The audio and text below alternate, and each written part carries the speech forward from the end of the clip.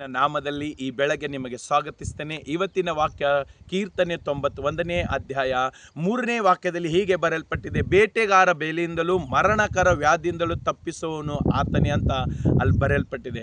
ಪ್ರಿಯರೇ, ಇವತ್ತು ನಾವು ನೋಡುವಾಗ ಬೇಟೆಗಾರ ಅಂದರೆ ಒಂದು ಮನುಷ್ಯನು ಬೇಲಿ ಹಾಕುವ ರೀತಿಯಿಂದಲೇ ಶೈತಾನು ನಮ್ಮ ಜೀವನದಲ್ಲಿ ಬೇಲಿ ಹಾಕುತ್ತಾನೆ. ನಮ್ಮ ಸೇವೆ ಜೀವಿತದಲ್ಲಿ ಬೇಲೆಗಳನ್ನು ಹಾಕುತ್ತಾನೆ, ನಮ್ಮ ಕುಟುಂಬ ಜೀವಿತದಲ್ಲಿ ಬೇಲೆಗಳನ್ನು ಹಾಕುತ್ತಾನೆ, ನಮ್ಮ ಕೆಲಸ ಕಾರ್ಯಗಳ ಗಳಲ್ಲಿ ಬೇಳೆಗಳನ್ನು ಹಾಕುತ್ತಾನೆ, ನಮ್ಮ ಕುಟುಂಬದ ಸದಸ್ಯರ ಮೇಲೆ ಶೈತಾನನು ಬೇಲೆಗಳನ್ನು ಹಾಕುತ್ತಾನೆ.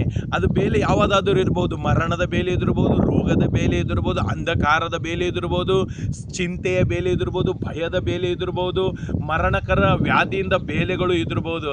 ಆದರೆ ಆ ಶೈತಾನನು ಬೇಲೆಗಳನ್ನು ಹಾಕುತ್ತಾನೆ. ಅದಕ್ಕೆ ದೇವರು ಹೇಳುತ್ತಾನೆ, ಬೇಟೆಗಾರ ಬಲಿಯಿಂದಲೂ ಮರಣಕರ ವ್ಯಾಧಿಗಳನ್ನು ತಪ್ಪಿಸುತ್ತಾನೆ ಅಂತ ದೇವರು ಹೇಳುತ್ತಾನೆ. ನಿನ್ನನ್ನು ತಪ್ಪಿಸುವವನು ಯೇಸು ಕ್ರಿಸ್ತನು ಮಾತ್ರ. ನಿನ್ನ ಕುಟುಂಬವನ್ನು, ನಿನ್ನ ಸೇವೆಯನ್ನು, ನಿನ್ನ ಕೆಲಸ ಕಾರ್ಯಗಳು, ನಿನ್ನ ಮಕ್ಕಳನ್ನು ಆ ರೋಗದಿಂದ ಮತ್ತು ಶೈತಾನದ ಬೇಲಿಗಳಿಂದ ತಪ್ಪಿಸುವವನು ಯೇಸು ಕ್ರಿಸ್ತನಾಗಿದ್ದಾನೆ. ಪ್ರಿಯರೇ, ಯೇಸುವಿನ ರಕ್ತ ನಿನ್ನನ್ನು ಸುರಕ್ಷಿತವಾಗಿ ಇಡುತ್ತದೆ. ಯೇಸುವಿನ ರಕ್ತ ನಿನಗೆ ಬಿಡಿಸುತ್ತದೆ. ಯೇಸುವಿನ ರಕ್ತದಲ್ಲಿ ನಿನ್ನ ಕುಟುಂಬ, ನಿನ್ನ ಸೇವೆ, ನಿನ್ನ ಕೆಲಸ ಕಾರ್ಯಗಳು ಅವು ಸುರಕ್ಷಿತವಾಗಿರುತ್ತದೆ. ಅದಕ್ಕೆ ಬೇಟೆಗಾರ ಬಲಿಯಿಂದಲೂ ಶೈತಾನು ಬೇಲಿಗಳನ್ನು ಹಾಕುತ್ತಾನೆ. ಭಯ ಪಡಬೇಡ.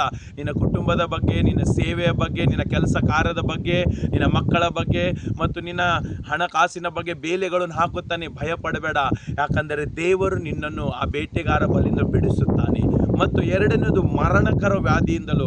ಎಂಥ ವ್ಯಾಧಿಗಳು ನಿನ್ನ ಕುಟುಂಬದಲ್ಲಿ ಇದಿರ್ಬೋದು, ನಿನ್ನ ಸೇವೆಯ ಜೀವಿತದಲ್ಲಿ, ನಿನ್ನ ಸೇವೆಯಲ್ಲಿ ಹಾದು ಹೋಗುವಾಗ, ನಿನ್ನ ಸೇವೆಯಲ್ಲಿ ಆ ಬೇಟೆಗಾರ ಬಲಿಯಿಂದಲೂ ಮರಣಕರ ವ್ಯಾಧಿ ಎಂಥದಾದರೂ ಇರಬಹುದು.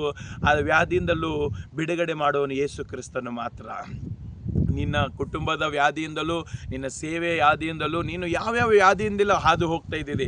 ಕ್ಯಾನ್ಸರ್ ಎಂಬ ವ್ಯಾಧಿಗಳು ಮತ್ತು ಡಿಪ್ರೆಷನ್ ಎಂಬ ವ್ಯಾಧಿ, ರೋಗಗಳು, ಅನೇಕ ಸಮಸ್ಯೆಗಳಿಂದ ಹಾದು ಹೋಗ್ತಾ ಇದ್ದಿರ್ಬೋದು. ಆದರೆ ಆ ವ್ಯಾಧಿಯಿಂದಲೂ ಬಿಡಿಸುವವನು ಯೇಸು ಕ್ರಿಸ್ತನು ಮಾತ್ರನಾಗಿದ್ದಾನೆ. ಯೇಸು ನಿನಗಾಗಿ ಈ ಭೂಮಿ ಮೇಲೆ ಬಂದು ಸತ್ತು ಹುಣಲ್ಪಟ್ಟು 3ನೇ ದಿನದಲ್ಲಿ ಜೀವಿತ ಆಗಿದ್ದಾನೆ. ಆತನ ಬಾಸುಂಡೆಗಳಿಂದ ನೀನು ಗುಣವಾಗುತ್ತೆ. ನೀನು ಎಂಥ ವ್ಯಾಧಿಯಲ್ಲಿ ಇದ್ದಿರ್ಬೋದು, ಅದು ಚರ್ಮದ ವ್ಯಾಧಿ ಇರ್ಬೋದು ಮತ್ತು ಅನೇಕ ವ್ಯಾಧಿಗಳು ನಿನ್ನ ಜೀವಿತದಲ್ಲಿ ಇದಿರ್ಬೋದು. ಆ ವ್ಯಾಧಿಯಿಂದಲೇ ಬಿಡಿಸುವವನು ಯೇಸು ಸ್ವಾಮಿಯಾಗಿದ್ದಾನೆ.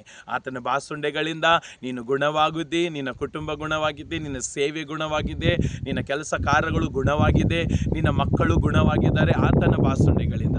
ಅದಕ್ಕೆ ಪ್ರಿಯರೇ, ನೀನು ಯಾರಾದರೂ ಇರ್ಬೋದು, ಎಲ್ಲಾದರೂ ಇರ್ಬೋದು, ಯಾವ ದೇಶದಲ್ಲಿರ್ಬೋದು, ಈ ವಾಕ್ಯ ನಿನ್ನನ್ನು, ನಿನ್ನ ಕುಟುಂಬವನ್ನು ಆಶೀರ್ವಾದ ಮಾಡಲಿ. ಆಮೀನ್.